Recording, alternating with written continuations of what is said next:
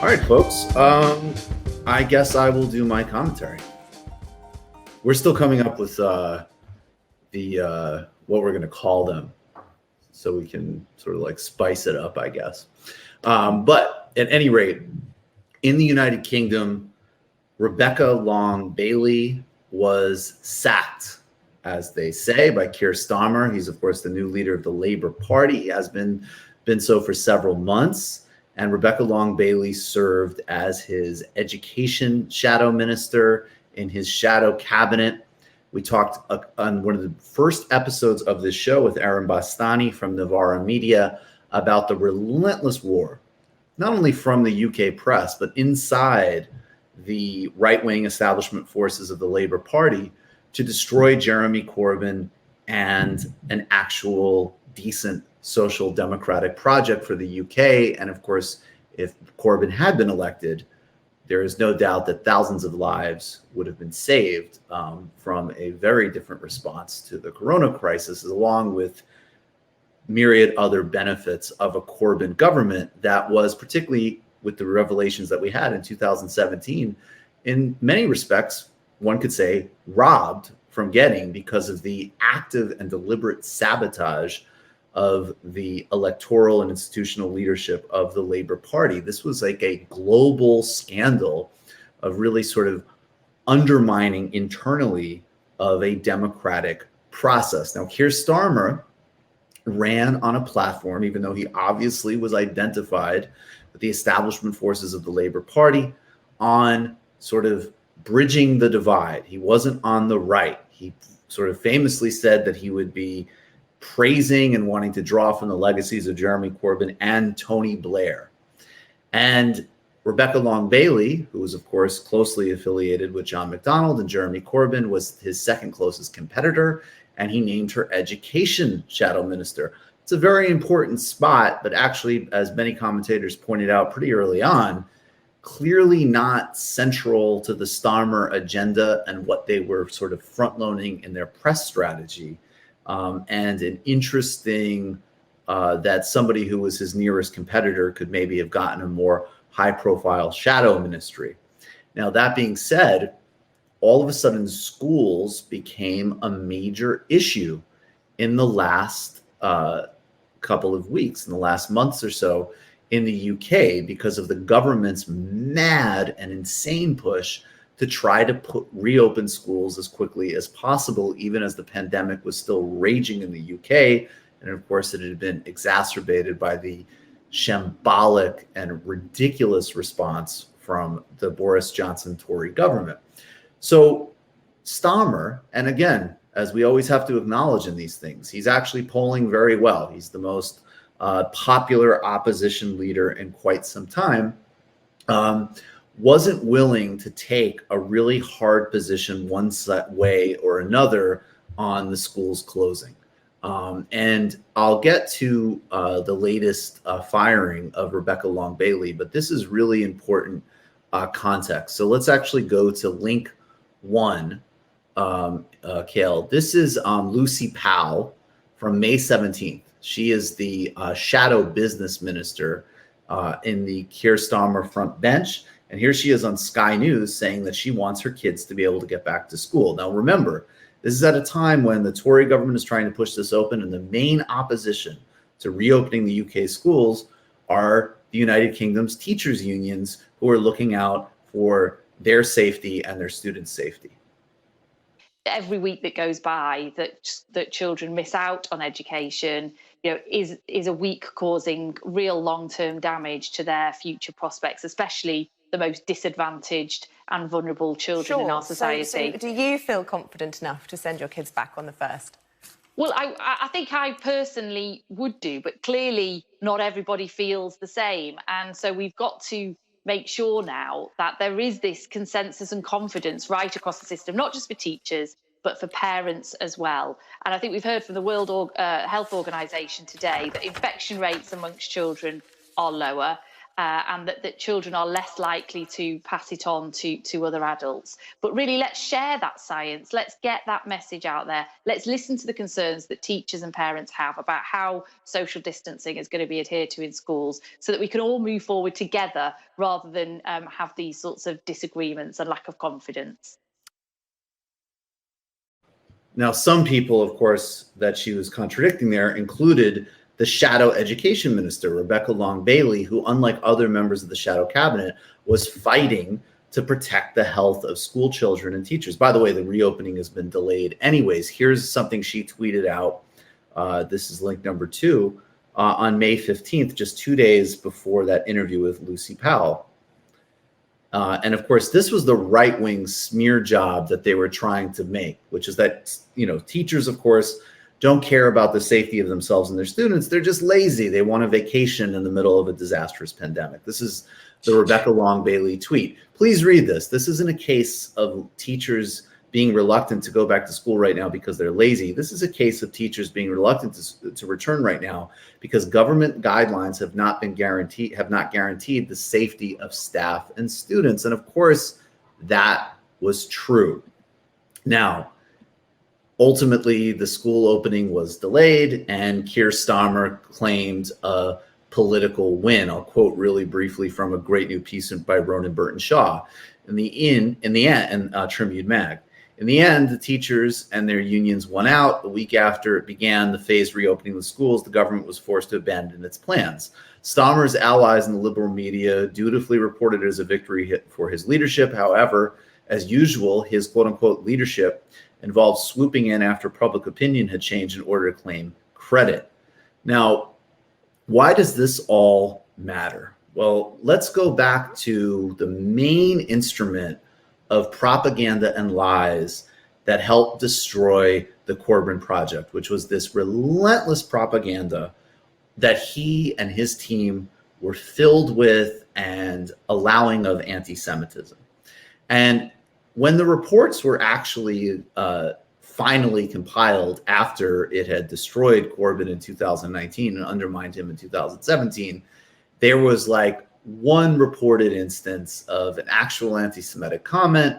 And then, of course, the other major thing that we see here, which is a conflation of legitimate and necessary critiques of Israel for its occupation, its siege on Gaza, its endless human rights abuses and discriminatory policies, the criticism of a nation state with bigotry towards a people. And I have to just say here as a side note, one of the reasons that I think you really need to have a check, and one of the reasons I have such a strong skepticism of pure identitarian politics, actually goes back to growing up around Jewish households that would justify any Israeli racism, any Israeli policy, any Israeli anti-democratic initiative, and then basically say that people who didn't have a Jewish identity couldn't comment on it because they didn't have the shared cultural memory of being victims of the Holocaust.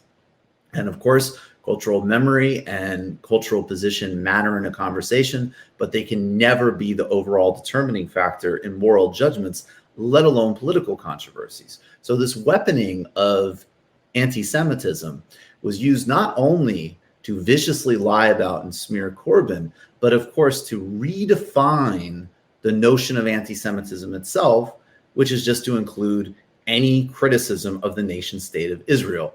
Now, fast forward, this is the quote, this is the tweet from a couple of days ago that got Rebecca Long-Bailey fired from the shadow cabinet. This is June 25th. Maxine Peake is an absolute diamond. Now, Maxine Peake is an actor in the United Kingdom, and the entirety of this interview in The Independent is actually her telling other people on the left to not give up on the Labour Party in spite of the undermining of Corbyn and some of the vicious revelations, which I'll get to in a second.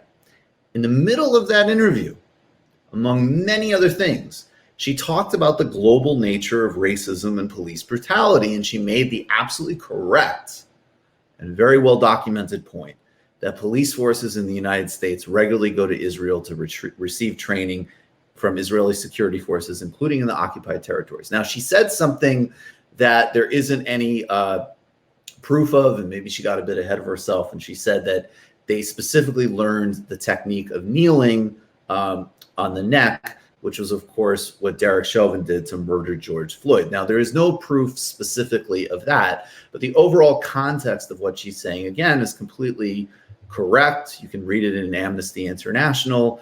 There's absolutely zero controversy about it.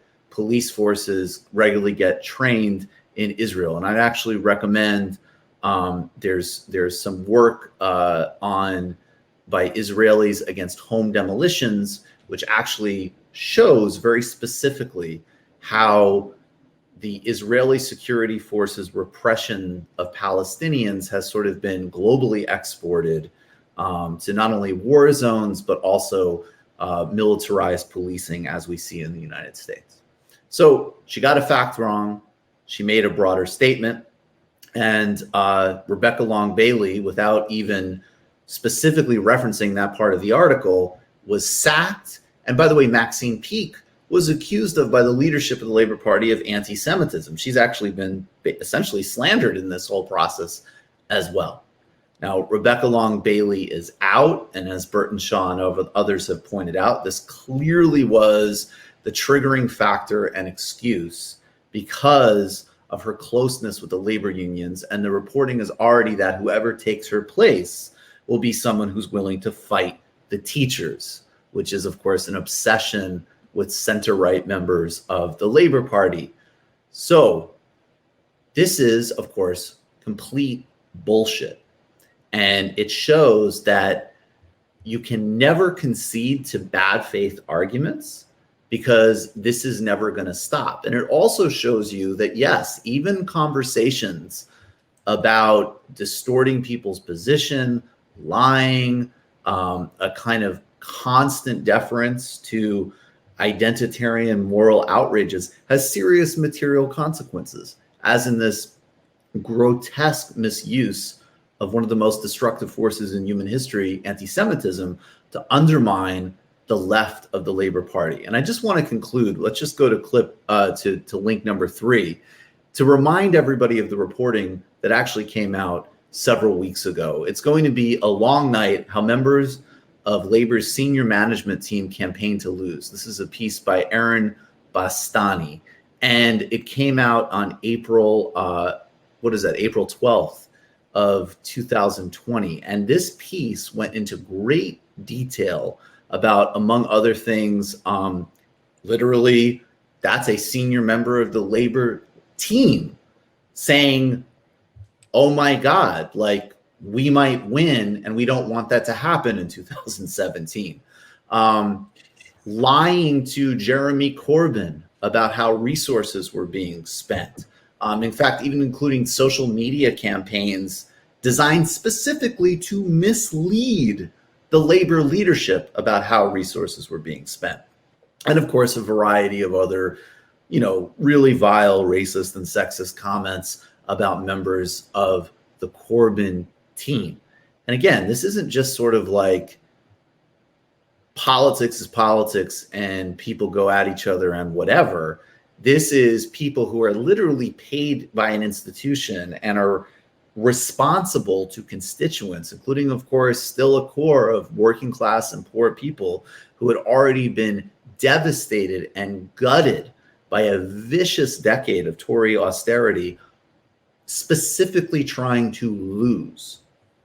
Has there been a full accounting on that under Keir Starmer? No, not at all. But he has found an absolutely bullshit reason to fire Rebecca Long Bailey, and actually in the process, basically slander an actress as well. So we need to be clear about these things. Don't believe the headlines, fight back, and be clear about who political enemies are. I mean, I totally agree with you on this. The similarities between the Democratic Party in the United States and the Labour Party in the UK are incredible. I mean, the parallels are incredible. Similar tactics used by establishment Democrats in the United States.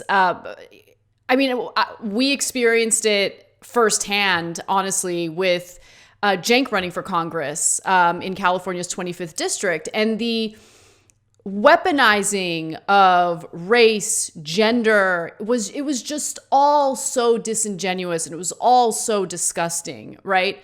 And it's not about actually caring about disenfranchised groups of people or doing something about anti-Semitism, racism, sexism, transphobia, homophobia. They don't care about any of that stuff. But what they will do is they'll use it as a weapon against their political opponents. And it's devastating to see not only that it's happening, but that there are well-intentioned people who fall victim to that narrative, right? They just kind of go along with it because of the overwhelming pressure, honestly, on social media. I think that when you are used to constant attacks and criticism, like doing what we do, for instance, you're used to it and you're willing to be a little more skeptical when there's a mounting pressure to do something that you think is fundamentally wrong. But for people on the left who are private citizens, but they're activists, they're involved, they want to change the country or wherever they live for the better, I think that when that pressure starts to mount, it's something that they're not necessarily used to, and that's when you see people fold. But I love the message that you've had. You've been very consistent. You cannot in any way cave to like disingenuous attacks toward people on the left who are trying to fight to make a difference.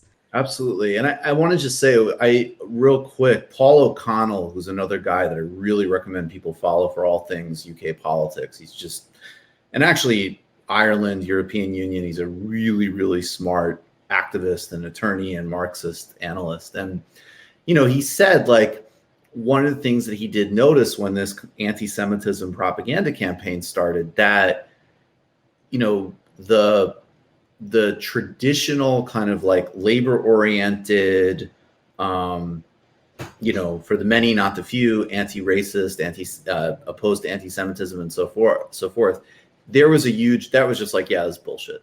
And it, like, on top of it, like, are you fucking kidding me? Like, there's endless actual examples of, this sort of sentiment from the Tory party as an example. It might be a problem in Britain. And it is more of a problem in Britain, I think, than the United States, frankly. But like, this is bullshit as a political project and as a smear, and we're not going to indulge it. And he definitely was like, but, the college types and middle class types who've been trained in like this metaphysics of wokeness had no ability to have any savviness about it. And they just constantly Lucy in the football every time, because they're in this like ahistorical moral hysteria that doesn't allow, change and growth and evolution, of course, but not even like just the ability to actually see like, no, literally, this is just like a well-oiled, well-financed, powerful political project. And it has nothing to do with like your fifis and whatever. Like, this is real shit, and you need to wake the fuck up. And there is a big class composition in that difference. And, ultimately, that's why the left needs a working class base, among millions of other reasons. Absolutely.